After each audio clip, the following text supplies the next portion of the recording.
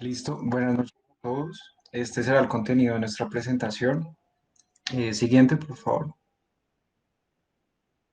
Bueno, entonces para hablar de la definición, Harrison define a la diabetes mellitus como una enfermedad que comprende más bien un grupo de trastornos metabólicos, los cuales todos se caracterizan por un estado de hiperglicemia crónico, que va a provocar alteraciones fisiopatológicas en múltiples órganos.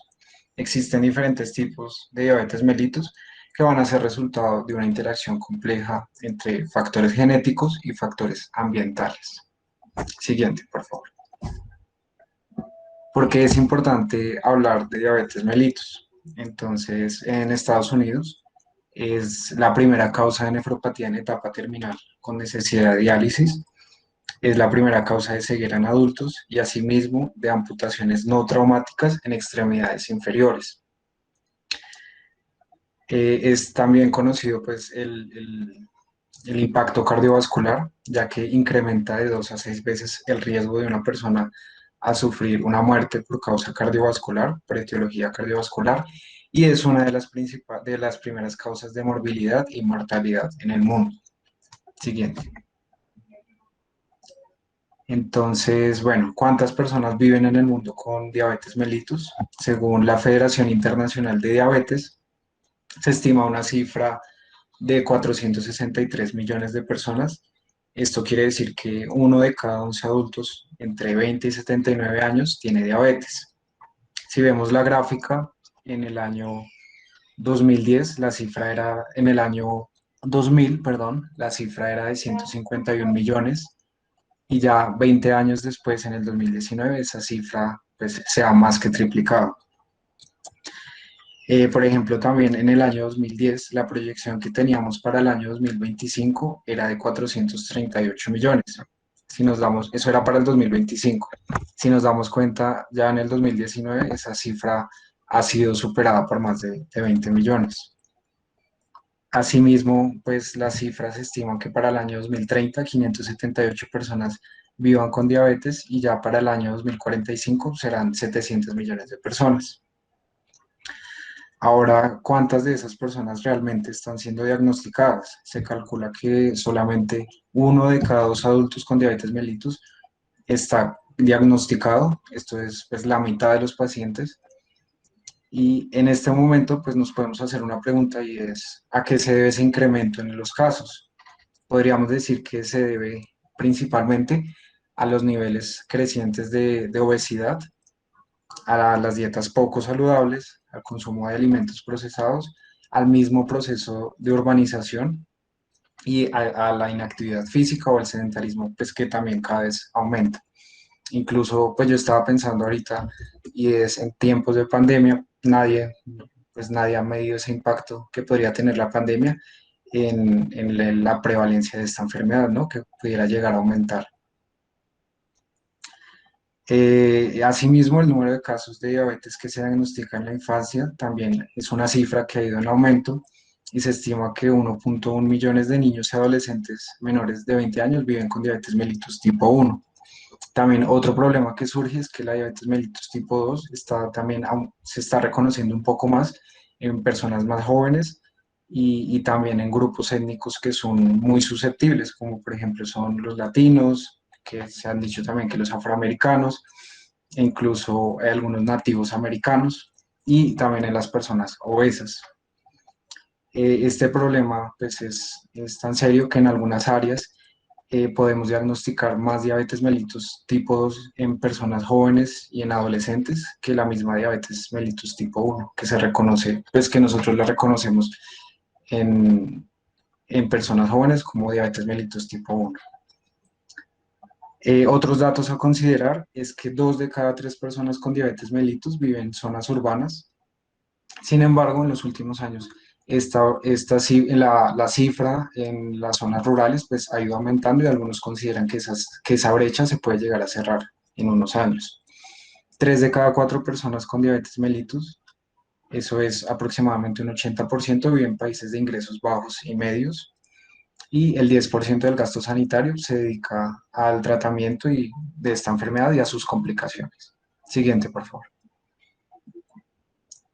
En este mapa podemos ver la prevalencia por regiones de diabetes. Entonces vamos a ver que la región de Oriente Medio, el norte de África, tiene la mayor prevalencia para el año 2019, con una cifra de 12,2%, y también lo será para el año 2030 y el año 2045.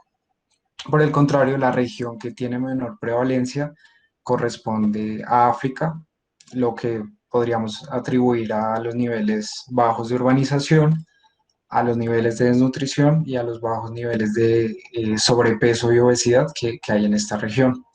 Sin embargo, se prevé que el número de personas con diabetes en África aumente de manera importante para el año 2045, presentando el aumento más alto en todas las regiones del mundo. Acá vemos también pues, América del Norte y del Caribe, una prevalencia para el año 2019 del 11,1%, para Sudamérica del 8,5%. Acá, por ejemplo, países también que tienen una prevalencia alta, el sudeste asiático con el 11,3%, el Pacífico Occidental un 11,4%, y ya pues esta región azul de Europa pues tenemos una prevalencia pues no tan alta del 6,3%. Siguiente. En este mapa vemos cuáles son los países que presentan mayor cantidad de adultos de entre 20 y 79 años con diabetes. Vemos, por ejemplo, a Estados Unidos, a México, Brasil, China, India, Pakistán, Indonesia. Siguiente, por favor. Y ya en este mapa, en el anterior, pues vemos que el problema se hace más generalizado cuando se estima las personas mayores de 65 años con diabetes mellitus tipo 2. Siguiente. La epidemiología a nivel regional, entonces presentamos una prevalencia del 9,4% para Sudamérica y Centroamérica. La prevalencia en Colombia se estima de un 4 al 8%, y en las zonas rurales se dice que puede ser menor al 2%. Corresponde en Colombia a las primeras 5 causas de muerte, y pues se estima que entre el año 2000 y 2030 en Latinoamérica el número de personas con diabetes mellitus aumente en un 148%, mientras que para la población general pues será solamente de un 40%. Ya, eso era lo último en epidemiología. Ahora para hablar sobre la clasificación, entonces vamos a tener la diabetes mellitus tipo 1, que va a ser, se puede vivir en una inmunomediada y en otra que va a ser idiopática, en donde se evidencia una ausencia de donde no va a haber un mecanismo inmunológico. Está la diabetes mellitus tipo 2, está la diabetes gestacional, y en el cuarto grupo están los tipos específicos de diabetes que son debidos a otras causas. Acá entonces van a estar las mutaciones genéticas puntuales en las llamadas diabetes monogénicas, una diabetes mellitus secundaria a otras enfermedades, y en el tercer grupo, en otro tercero, está una diabetes mellitus que va a estar inducida por fármacos. Siguiente. Entonces, acá para hablar solamente de unas generalidades de diabetes mellitus tipo 1, que es debida a la destrucción de las células beta del páncreas, que generalmente nos va a conducir a una deficiencia absoluta de la insulina. Dentro de los síntomas van a estar, pues no cambian mucho con la diabetes mellitus tipo 2, van a presentar poliuria, polidipsia, pérdida de peso, pacientes también tienen astenia, y muy importante pues esa propensión a ese estado de cetoacidosis. Dentro del tratamiento pues van a ser necesarios cambios en la alimentación, en el ejercicio físico y el tratamiento con insulina. Acá tenemos estos marcadores que van a ser importantes para el diagnóstico, que son los anticuerpos contra GAT y también insulina, que serían los que están disponibles en el mercado y que serían pues para hacer el diagnóstico. También están las tirosina fosfatasas, IA2, IA2B, y el transportador de zinc 8. Sin embargo, pues estos no son específicos para el tejido pancreático. Siguiente. Entonces, en esta diapositiva, nosotros vemos que la diabetes mellitus tipo 1 va a tener tres estados. El primero, hay la presencia de autoinmunidad. pero se van a alcanzar niveles de glicemia normales. En un estadio punto 2, pues va a seguir la autoinmunidad y ya va a haber una alteración en los niveles glucémicos sin todavía tener un diagnóstico de diabetes mellitus. Y en un estado 3, donde ya van a aparecer los nuevos síntomas de hiperglicemia, ya los pacientes van a ser clínicamente sintomáticos. Siguiente. Para hablar entonces ahora de la diabetes gestacional, es una diabetes diagnosticada en el segundo o tercer trimestre del embarazo, que no había sido claramente diagnosticada como una diabetes preexistente o que estaba antes de la gestación. Dentro de los factores de riesgo está pues, que las mujeres presenten, que tengan sobrepeso y obesidad, que tengan sedentarismo, que tengan también antecedentes familiares de diabetes mellitus, que tengan una diabetes gestacional previa o un estado de prediabetes, un síndrome de ovario poliquístico y que en un parto previo hayan tenido un bebé con un peso mayor a 4.000 gramos. Dentro de los síntomas, pues no todas son sintomáticas y el diagnóstico pues, se hace durante el control prenatal. Pueden presentar poliuria, polidipsia, de los síntomas clásicos de diabetes. Dentro del tratamiento, algunas responden con cambios en el estilo de vida y en otras es necesaria la administración de insulina. La metformina no está indicada en el embarazo ya que puede atravesar la barrera. Acá están los objetivos para estas pacientes. Siguiente. Porque es importante también diabetes gestacional, pues las complicaciones que tiene para la madre, que pueden presentar hipertensión y preeclampsia, que la diabetes gestacional nos aumenta las probabilidades de que se haga una cesárea, de que estas pacientes tienen de un 15 al 50% de probabilidades de presentar, de desarrollar diabetes mellitus tipo 2 adelante. Entonces, por ejemplo, pues por eso es que la guía nos recomienda que a las pacientes mujeres con un antecedente de diabetes gestacional se les debe hacer un tamizaje cada 3 años de por vida sobre diabetes mellitus tipo 2. También pueden presentar aborto espontáneo. Y ahora, ¿cuáles son las complicaciones para el neonato? Es presentar macrosomía fetal, una muerte fetal intrauterina, un parto prematuro, hipoglicemia neonatal. También se aumentan las probabilidades de presentar un síndrome de dificultad respiratoria neonatal y estos bebés van a tener mayor probabilidad de tener obesidad y diabetes mellitus tipo 2 ya cuando sean adultos. También pues varios estudios observacionales han mostrado la relación entre el aumento de hemoglobina glucosilada entre las primeras 10 semanas y las malformaciones o la llamada embriopatía diabética.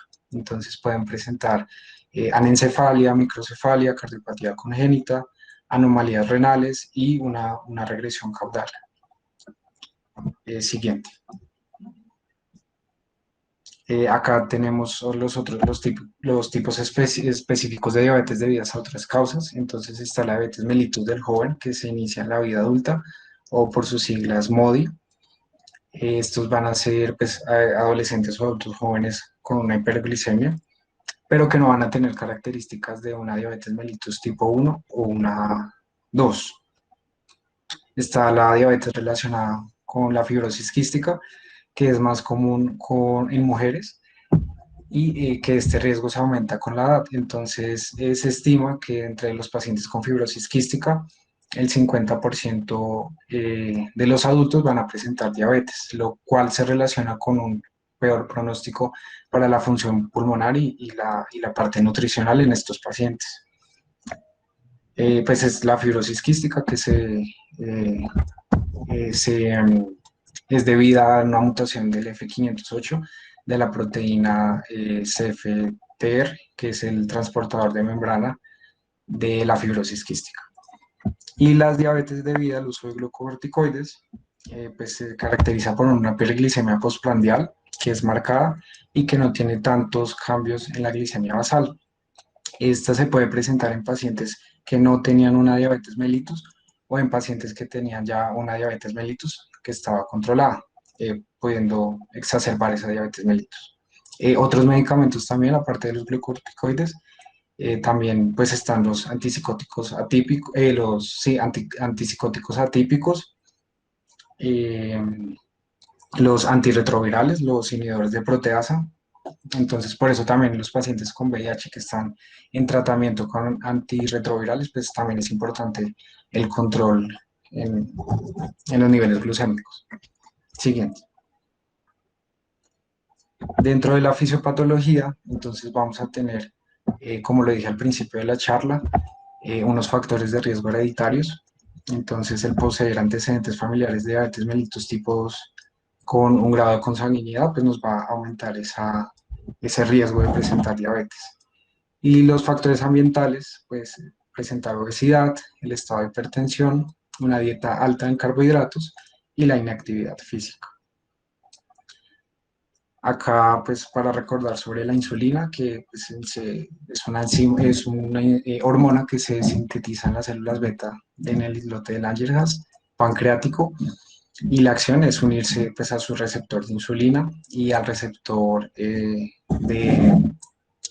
al factor de crecimiento similar a la insulina tipo 1 para facilitar esa translocación de los transportadores GLUT y que se permita esa absorción de glucosa en las células. Eh, como sabemos, pues es una hormona anabólica que aumenta la síntesis del glucógeno de las proteínas y estimula la lipogénesis. Siguiente. Entonces, bueno, dentro de los dos mecanismos de la fisiopatología, pues están claramente establecidos una disfunción o una disminución en la secreción de insulina y una resistencia a esa insulina. Entonces, esto, porque los investigadores pues han llegado a esta conclusión. Se ha dicho que la secreción de insulina por las células beta requiere un transporte de glucosa dentro de la célula por los transportadores GLUT2. Han hecho estudios en ratones que tienen alteraciones genéticas en esos transportadores GLUT2 y estos ratones han presentado una intolerancia a la glucosa. Además, se produjeron cambios similares en los ratones, es decir, ratones que fueron alimentados con una dieta alta en grasa también presentaban alteraciones en GLUT2, haciendo esa relación o pudiendo llegar a pensar que esa dieta alta en grasa también nos puede predisponer a una disminución en la secreción de insulina. Ahora también está, pues acá en otros estudios que han hecho con un APCA1, que es un transportador celular de colesterol, en estudios con ratones que tienen esa inactivación de ese transportador de colesterol en las células beta, tienen una secreción defectuosa de insulina. Y pues se ha visto que presentan una tolerancia a la glucosa alterada, pero la resistencia va a ser normal a la insulina, el cual pues nos hace llegar a la conclusión que la simple disminución en la secreción de insulina puede ser un solo factor.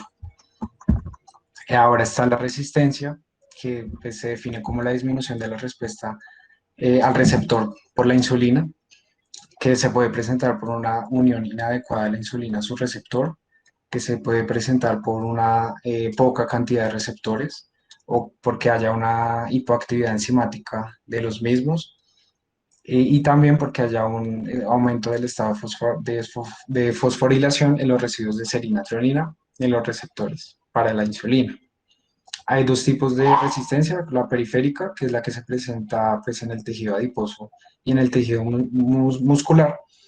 Y acá vemos como el tejido adiposo nos va a inhibir la adiponectina, y la adiponectina, pues si no la inhibe, está pues, en condiciones normales, favorece la translocación de los GLUT. Ahora está la leptina, que también no la altera y es una hormona que disminuye el apetito y regula el tamaño del tejido adiposo. Y la resistencia central es la resistencia que presenta el tejido hepático. Si presenta, entonces acá vemos como si el hígado presenta esa resistencia a la insulina, vamos a ver que va a haber un aumento en la producción, sí, en la producción hepática de glucosa, lo que nos va a aumentar la resistencia a la insulina. Va a ser un círculo vicioso. Siguiente. Bueno, entonces para la parte de la presentación clínica, entonces recordemos que en la diabetes tipo 2, la mayoría de los pacientes que la presentan suelen ser asintomáticos. Uno realmente se da cuenta que estos pacientes cursan con este diagnóstico es cuando evidenciamos la hiperglicemia en exámenes de laboratorio de rutina, y ahí es cuando nos damos a la idea de que debemos indagar por unas pruebas de laboratorio bajo los criterios de diagnóstico que ya vamos a hablar más adelante. ¿Listo? Entonces, sin embargo, que la mayoría sean asintomáticos no significa que todo el mundo no presente síntomas. Cuando la hiperglicemia es sintomática, se presentan los síntomas clásicos, principalmente que son la poliuria, la polidipsia, la polifagia, la nicturia, la visión y la pérdida de peso. Entonces, principalmente centrándonos en la parte de la poliuria y la poliuria se empieza a presentar recordando la parte de la fisiología. La glucosa se absorbe a nivel del túbulo contorneado proximal, a nivel del segmento S1 de ese túbulo y el segmento S3, por medio de los transportadores SGLT2 y SGLT1, recordando que la glucosa se absorbe en un 100%. ¿Listo? La idea es que ella no debe excretarse por orina. Cuando ella tiene un umbral, esos transportadores tienen un umbral que son de 180 miligramos de decilitro. Cuando la glucosa, la glicemia es mayor a ese umbral, eh, se excede y por lo tanto esa absorción de glucosa ya no se da y ella debe ser excretada por la orina. Al excretar la glucosa por la orina se produce una mayor pérdida de líquido, de agua, y eso ocasiona que los pacientes empiecen a tener estados de deshidratación y por eso se experimenta en la polipsia, que es el aumento de la sed. Entonces, realmente, si bien en algunos casos en quienes podemos sospechar que un paciente pueda tener una diabetes tipo 2, principalmente en pacientes que tienen sobrepeso u obesidad, se da principalmente debido a que hay una saturación de la vía del diacilglicerol que atenúa la señalización de la insulina, lo que hace que la interacción entre el receptor y la insulina no se dé. ¿Listo? Y de igual manera que se disminuye pues la sensibilidad de los tejidos a la insulina. Lo otro son los antecedentes familiares de primer grado de diabetes, también pacientes que tienen hipertensión, pacientes que tienen estilos de vida sedentarios, mujeres con síndromes de ovario poliquístico y los antecedentes de dislipidemia. Sigue, por favor. Entonces, para los criterios diagnósticos, entonces, para la diabetes, la guía ADA del 2021 establece 4 criterios que se basan entonces en los exámenes de laboratorio principalmente, que son la glucosa plasmática en ayunas, la glucosa plasmática que es de la prueba de la tolerancia, la prueba de tolerancia oral a la glucosa de 75 gramos, la hemoglobina glicosilada. Entonces, realmente, ¿cuáles son? Que tenga un paciente tenga una glucosa en ayunas de 126 o más de 126 miligramos de cilitro, entendiendo por ayuno que el paciente no haya consumido, no tenga un consumo calórico por más de 8 horas. La glucosa de la poscarga de la PTOG que tenga a las 2 horas una glucosa mayor o igual a 200 miligramos de cilitro, y la hemoglobina glicosilada que tenga un valor de 6.5 o mayor a este valor. Lo otro que se puede presentar es que pacientes tengan síntomas claros de glucosa, que son los síntomas clásicos que acabamos de decir, con una glicemia al azar mayor o igual a 200. ¿Listo?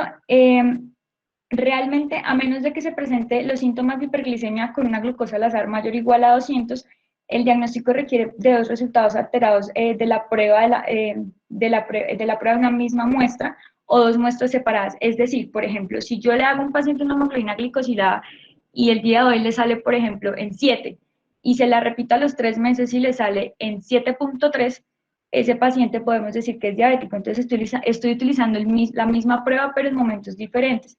Otra manera también es que se hayan hecho 2 muestras separadas, entonces que se haya hecho, por ejemplo, una hemoglobina glicosilada y una glicemia en ayunas y ambas hayan salido alteradas. Otra cosa que debemos hablar es los estados de prediabetes. La prediabetes se define como tal, como los niveles de glucosa que digamos son mayores al corte normal que debería existir en una persona, pero son menores, o sea, son menores al corte para establecer que diga que tiene diabetes. ¿Listo? Entonces, ¿cuáles son esos criterios? Un paciente que tenga una glicemia en ayunas mayor de 110 miligramos de cilitro, pero que sea menor de 126. ¿Listo? No es normal, pero tampoco llega a los rangos de diabetes. La glucosa de la poscarga que sea mayor de 140, pero que sea menor de 200, y una hemoglobina glicosilada entre 5.7 y 6.4. Porque es importante también reconocer y saber qué es el estado de prediabetes, porque realmente los estados de prediabetes son una consideración bastante importante en cuanto al riesgo del desarrollo de la diabetes. Estos pacientes tienen un elevado riesgo de a corto plazo desarrollar la enfermedad y se les incrementa su riesgo cardiovascular. Sigue, por favor. Entonces, ¿a quién le debo solicitar los laboratorios para la búsqueda de estados, ya sea de diabetes o de prediabetes?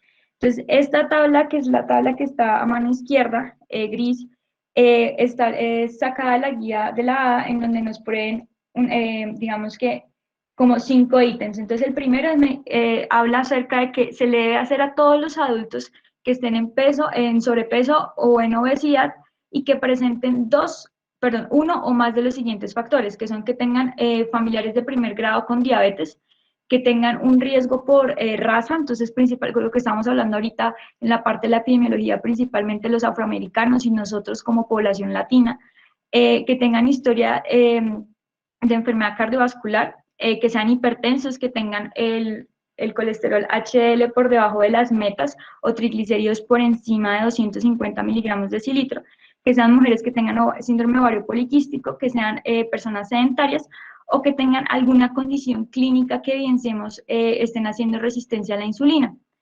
Los otros van principalmente enfocados a pacientes que presentan VIH, pacientes también que están en estados de prediabetes. Estos pacientes que están con este diagnóstico deben hacerse un examen anual para hacer un tamizaje del diagnóstico de diabetes, por lo que estamos diciendo que tienen mayor riesgo. La otra son mujeres que han sido diagnosticadas en sus embarazos con diabetes gestacional, ¿listo? Deben hacerse el tamizaje cada 3 años y para todos los pacientes que sean mayores de 45 años, la idea es realizar estos exámenes anuales. En caso tal de que a toda esta población los exámenes salgan normales, yo puedo hacer un seguimiento en un intervalo de cada 3 años. Sin embargo, obviamente, si alguno de esos exámenes salen alterados o si yo considero que tiene un riesgo aumentado, puedo disminuir ese intervalo de tiempo. La A también propone, como vemos en la imagen derecha, lo que es como un cuestionario, es una herramienta para un screening y cribado de la diabetes, en el cual tiene en cuenta pues los puntos que acabamos de mencionar de la tabla grisecita, los pone ahí. Entonces cada uno de esos, dependiendo de lo que tenga la persona, va a puntuar un punto. Esto principalmente, más que para nosotros, es principalmente para los pacientes, en donde en caso tal de que tenga 5 más puntos, ese paciente está en un riesgo de desarrollar la enfermedad y deben tener una importante monitorización por lo menos una vez al año de la glicemia, recomendando todas las partes de las pautas de prevención. Dale siguiente, por favor.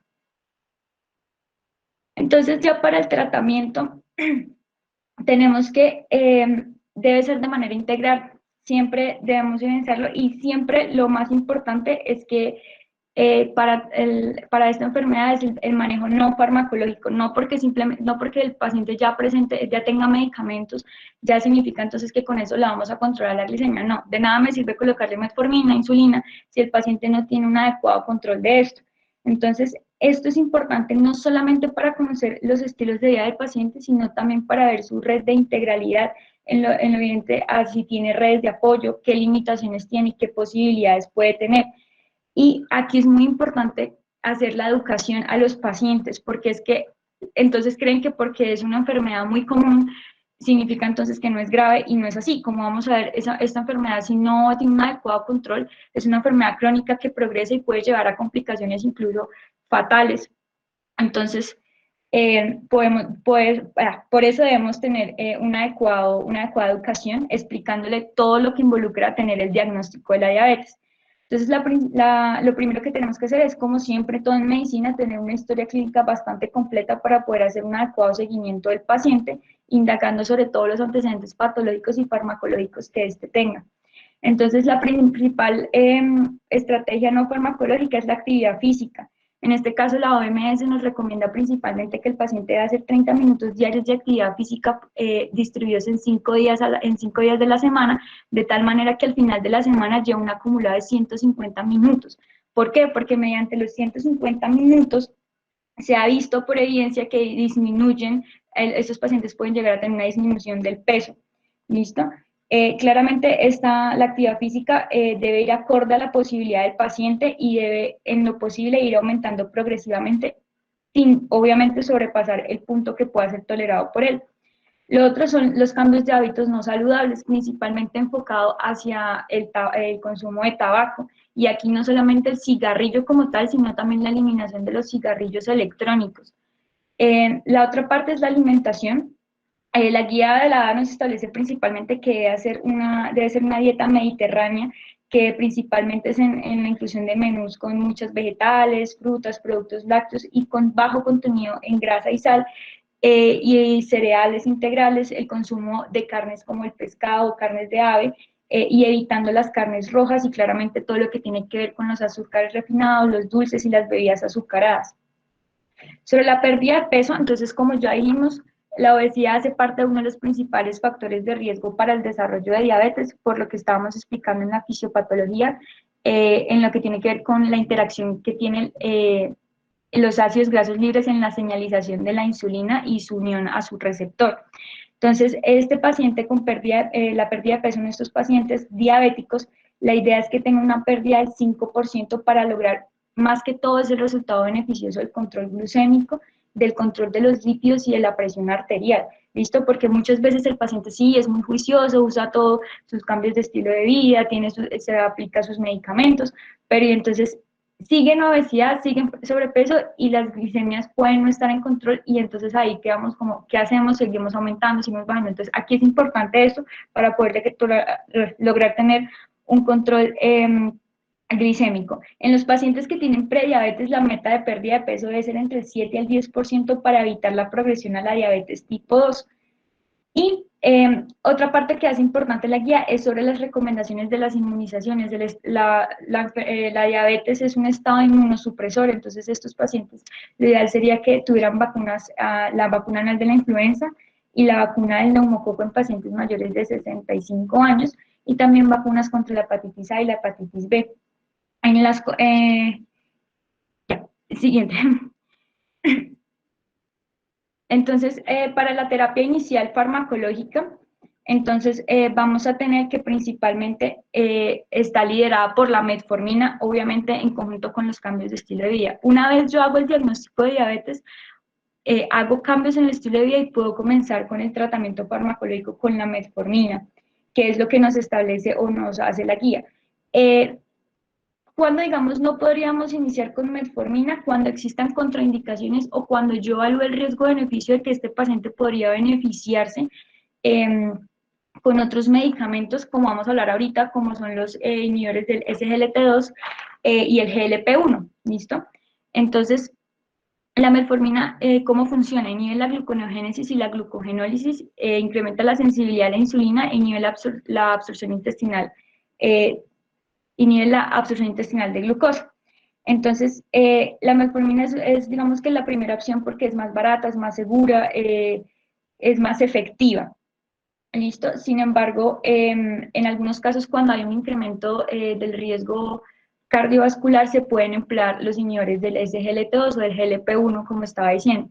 ¿Cuál es el problema con la metformina? Que algunos pacientes no la toleran principalmente por sus efectos adversos a nivel gastrointestinal, asociados principalmente en la distensión abdominal y en la diarrea.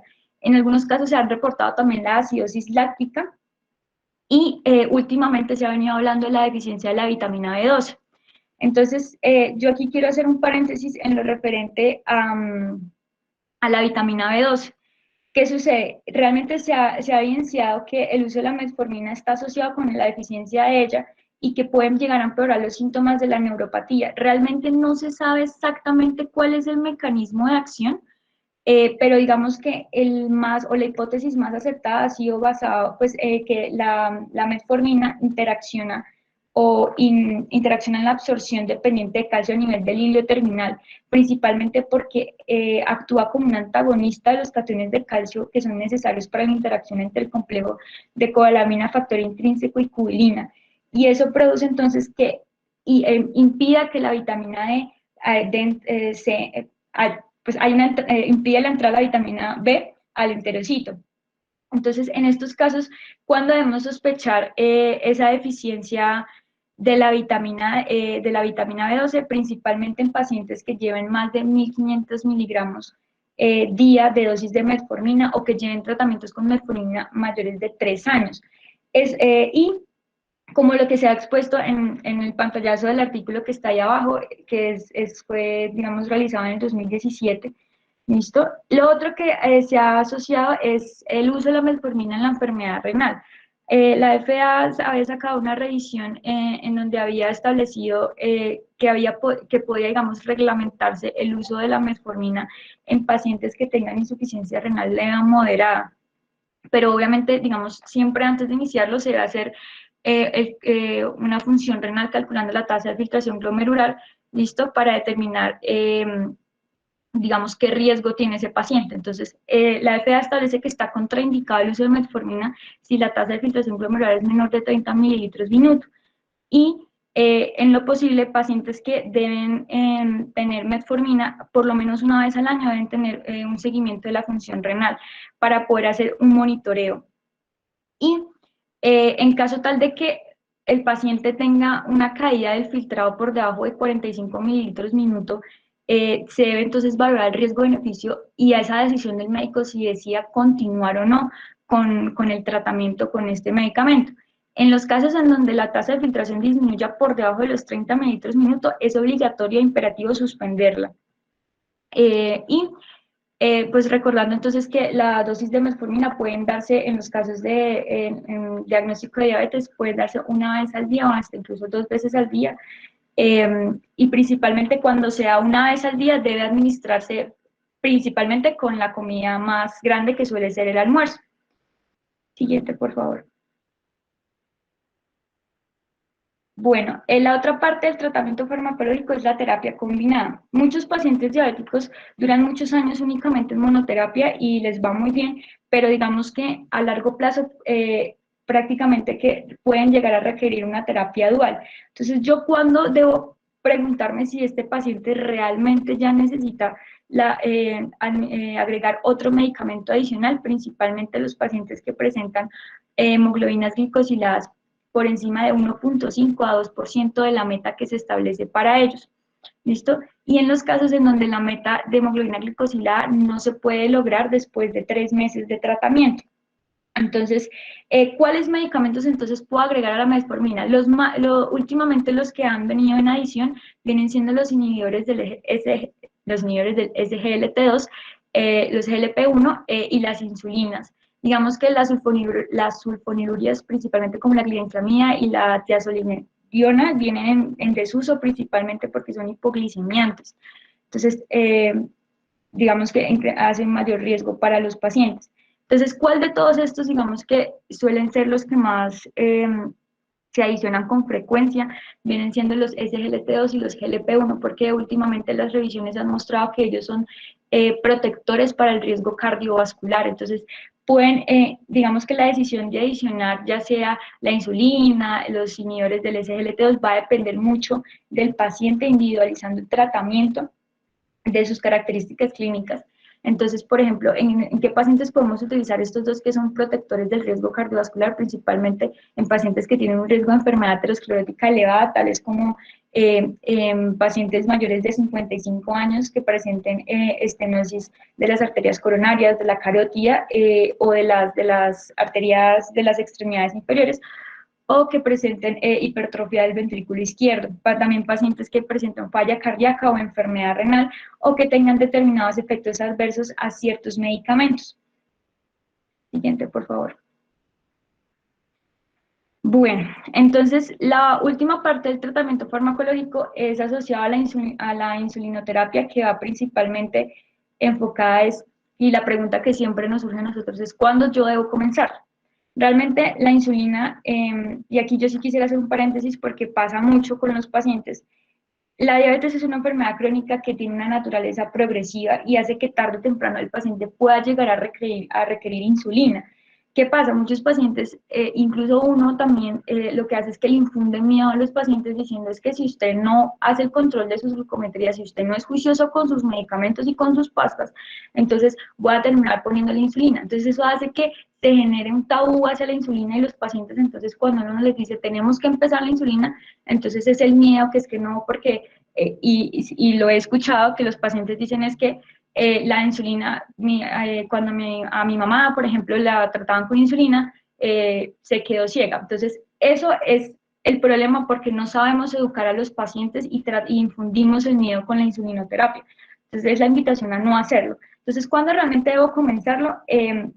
Debo comenzar insulinoterapia cuando el paciente tenga una glucosa mayor o igual a 300 miligramos de decilitro, que tenga una hemoglobina glicosilada mayor del 10%, que tenga los síntomas de hiperglicemia, que fueron los que ya evidenciamos en las manifestaciones clínicas, y que tenga una evidencia del aumento del catabolismo, y esto como lo vemos con un aumento de la pérdida de peso. Entonces, principalmente la que solemos agregar primero, esto es un algoritmo que está en la guía de la ADA, establece entonces que debe ser la insulina basal. La acción o la función de ella va a ser restringir la producción hepática de glucosa y limitar la hiperglicemia en la noche principalmente. Entonces, en estos casos, ¿cuál va a ser la dosis de inicio? Esto se hace cuando no se alcanzan, digamos, las metas que acabamos de decir. Se puede iniciar con dosis de 0.1 a 0.2 unidades kilogramo día. O la guía también establece, puede hacerlo por kilo día o puede hacer iniciando inmediatamente 10 unidades día de insulina basal. Aquí tenemos que tener en cuenta algo muy importante y la guía habla de la sobrebasalización de la insulina. ¿Eso qué tiene que ver? ¿Qué significa? Que es un aumento de la insulina pues más allá de la dosis adecuada en un intento de alcanzar los objetivos glucémicos, más que todo se ven pacientes que tengan más de 0.1 unidades kilogramo día de insulina, ¿listo? Que utilizan dosis mayores, o que tengan una diferencia de glucosa al momento de dormir y al postprandial elevada, siendo la diferencia mayor de 50 miligramos de decilitro, y en pacientes que presenten hipoglicemia. ¿Listo? Esa insulina basal yo puedo irla titulando de tal manera que yo pueda alcanzar las metas, las metas establecidas para los pacientes. Y en caso de que llegue, y esa como lo puedo ir titulando de a 2 unidades cada 3 días. Esto para evitar la hipoglicemia. En caso de que se llegue a presentar esa hipoglicemia, la idea es disminuir la dosis en un 10 a un 20% dependiendo de las cifras glucométricas.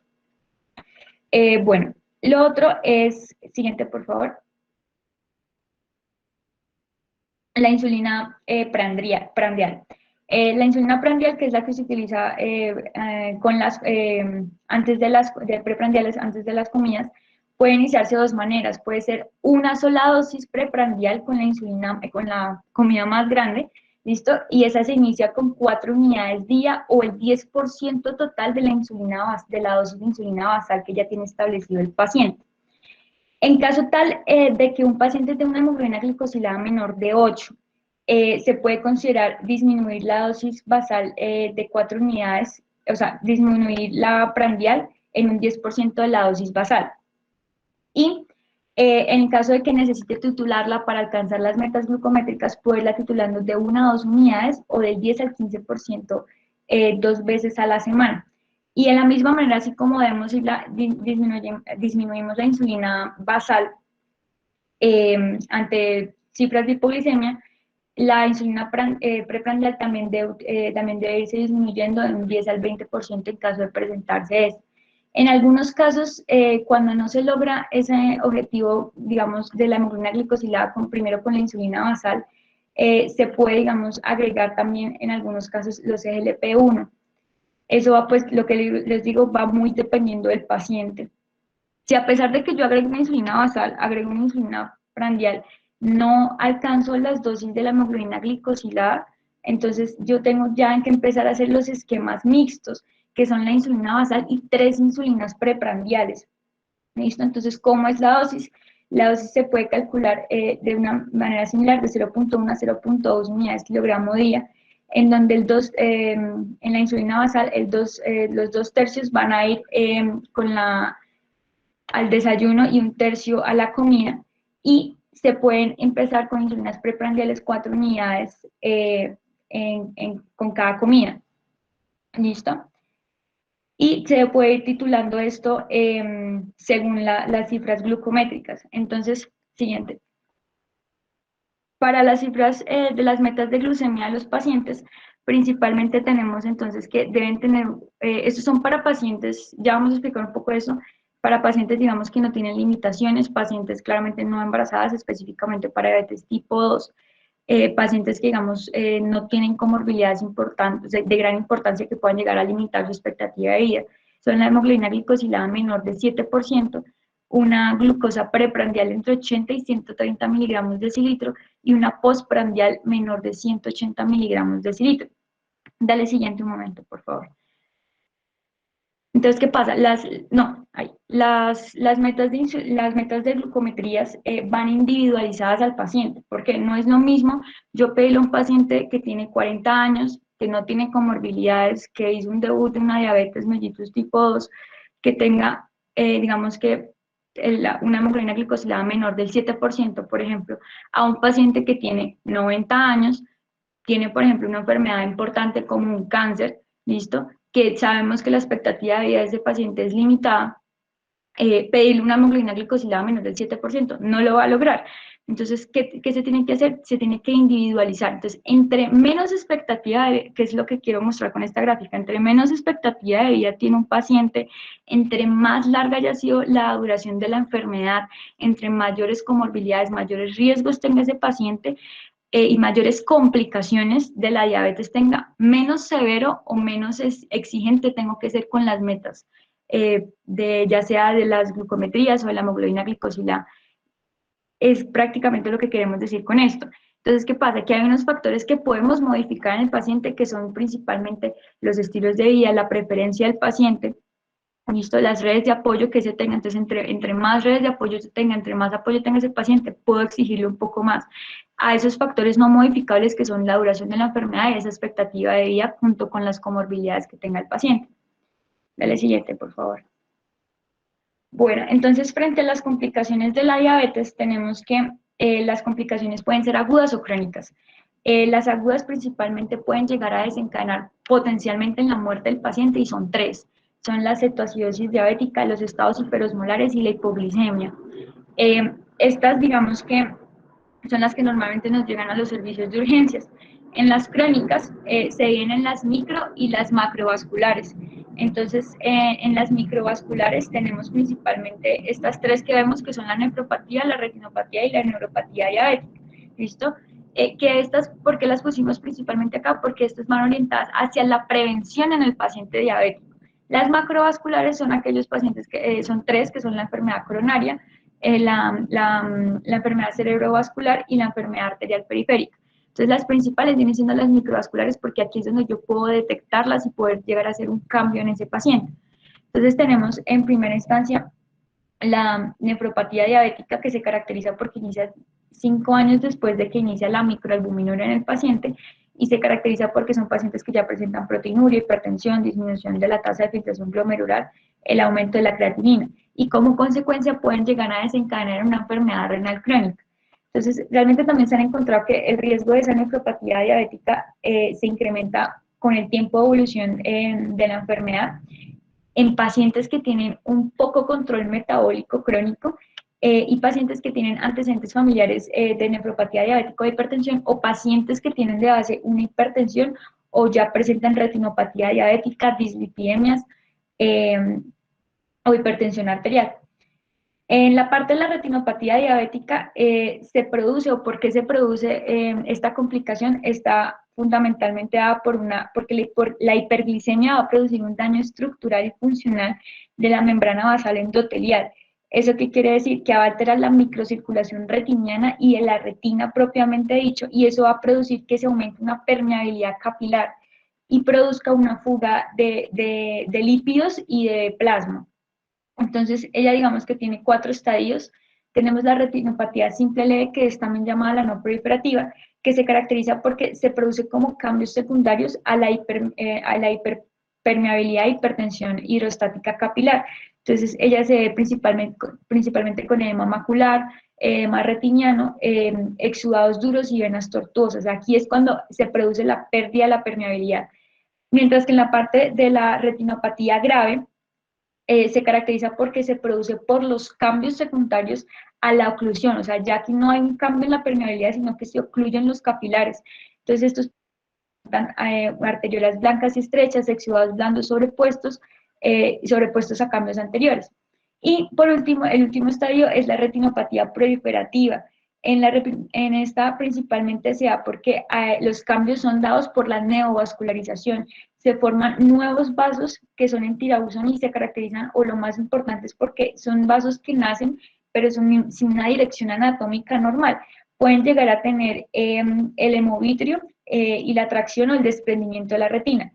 Eh, Esto es muy importante porque los pacientes con retinopatía diabética pueden llegar a progresar con una disminución de la agudeza visual de tal manera hasta que llegue a una agudeza visual de 20 a 200, es decir, una ceguera propiamente dicha, o que ya lleguen a un estado de aumaurosis. Entonces, como ustedes ven en las dos fotos abajo, está entonces la comparación, lo que podemos ver en un fondo de ojo. Entonces, esto es importante a nivel de que una vez diagnosticado al paciente, yo tengo que hacer un tamizaje de estos pacientes para saber hasta qué grado de la diabetes ha avanzado este paciente, ya sea inicialmente en su diagnóstico o como seguimiento de la enfermedad.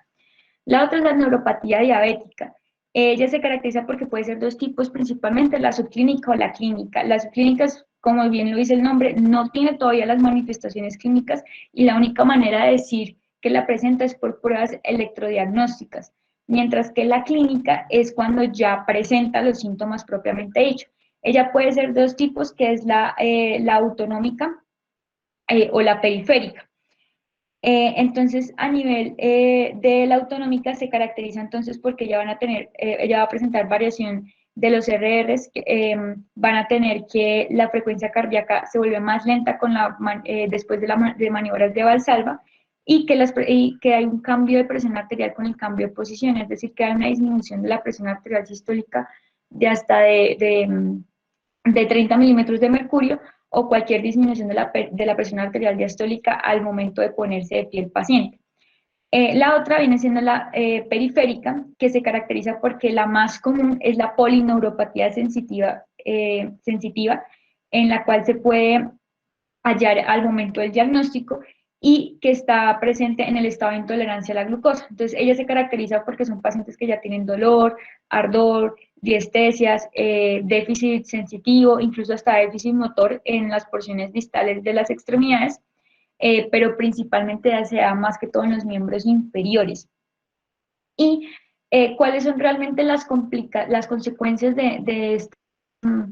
o sea, las consecuencias de esta complicación vienen siendo que el paciente puede terminar en úlceras, en amputaciones, en dolor, en infarto, en disfunción sexual también. Y entonces, ¿a qué va todo esto? Que lo que estaba diciendo, los pacientes principalmente con el diagnóstico de diabetes inicial deben ir entonces a un tamizaje digamos, con el oftalmólogo, en todo eso para poder identificar qué complicaciones tiene, porque normalmente si bien aquí voy a hacer una comparación, cuando uno diagnostica una diabetes tipo 1, que es ya digamos daño hacia las células beta, en esos pacientes tienen una destrucción del 70% de las células beta del páncreas.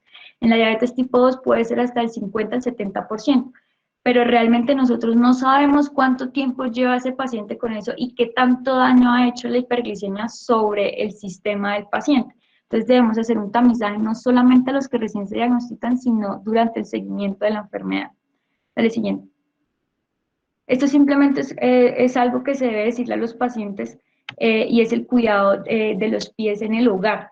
Entonces, esas son las recomendaciones que están en amarillito, entonces que tienen que secarse en los pies, mirarse bien entre los dedos, las plantas y sobre todo aquí muy importante, cuando se cortan las uñas de los pies, deben hacerlo en lo posible ellos mismos si pueden o una persona que sepa y eso es importante y hace parte de la educación de la enfermedad. Y a ellos hay que decirles sobre los cambios significativos que se pueden presentar, y es que pueden tener piel oscurecida en los pies, una úlcera abierta, el aumento del dolor, presencia de eritema o edema, o incluso de que presenten fiebre mayor de 38 grados. Ya el siguiente. Entonces, sobre la prevención, realmente, entonces, ¿quiénes son candidatos a esto? Entonces, pacientes de 45 más años, mujeres que habían tenido diagnóstico de diabetes gestacional, pacientes que tienen VIH y cualquier paciente que esté en sobrepeso u en obesidad y que presenten cualquiera de los factores de riesgo que hemos venido hablando durante la charla. Entonces, estos pacientes que son estos candidatos, debemos hacer un seguimiento, ya sea una glicemia en ayunas o una hemoglobina glicosilada. ¿Listo? Dale siguiente, por favor. Entonces, para los criterios, lo otro es establecer los estados de prediabetes, ¿listo? Buscarlos, en donde, en caso tal de que lleguemos a diagnosticar también esta enfermedad, debemos promover pues, los estilos de vida saludable y a esos pacientes se les hace un seguimiento anual, no solamente en la parte de la glicemia, sino también el perfil lipídico y la toma de tensión arterial. En caso tal de que sigan siendo normales, el seguimiento puede aumentarse en intervalos de según el riesgo que tenga. Dale siguiente. Y esto hace parte una vez más de la prevención. Entonces, los estados de prediabetes deben tratarse similar a como deben tratarse en los pacientes diabéticos. Incluso en algunos casos, pacientes con prediabetes pueden llegar a considerarse el uso de fármacos según ser, pero principalmente es la metformina, no está, digamos, indicado la parte de insulinas, o de otros medicamentos para prevenir la progresión a la enfermedad. Del 7. Y lo otro es hacer un seguimiento de la respuesta a la intervención al estilo de vida. Entonces, aquí con esto es que los pacientes menores de 60 años o que estén en sobrepeso, mujeres con antecedentes de diabetes, se les puede iniciar el tratamiento farmacológico con metformina una vez al día e incluso se puede aumentar hasta 2 veces. Lo otro es recordar los efectos adversos que pueda tener esta metformina, principalmente a nivel renal y a nivel del déficit de la vitamina B12. Y en caso tal de que todo siga perfecto, se puede hacer el seguimiento y hacer insistencia en la educación hacia el paciente. Siguiente. Y listo.